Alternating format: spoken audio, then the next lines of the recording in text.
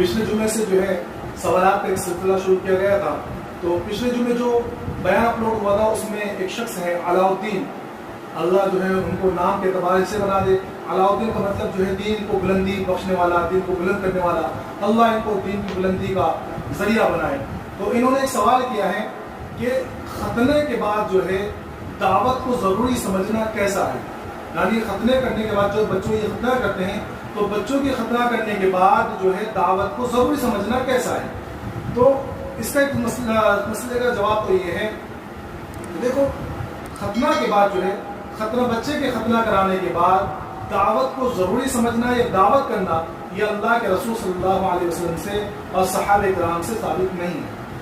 ہاں چونکہ ختنہ کرنا ایک سنت ہے تو سنت کے شکرانے میں، سنت کی ادائیگی کے شکرانے میں اگر کوئی شخص دعوت کرے تو یہ جائز کر سکتا ہے.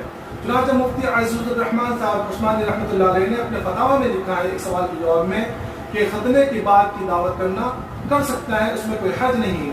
لیکن ضروری بات یہ ہے کہ دعوت کے اندر خلاف شریعت امور نہ ہو.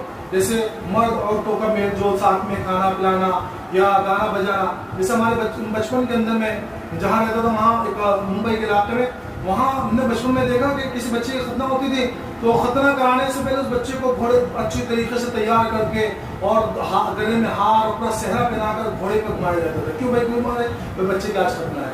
تو اس طرح کے اعلانات نہ ہو، گانا بجانا یہ سب نہ ہو، خلاف شرع امور نہ ہو.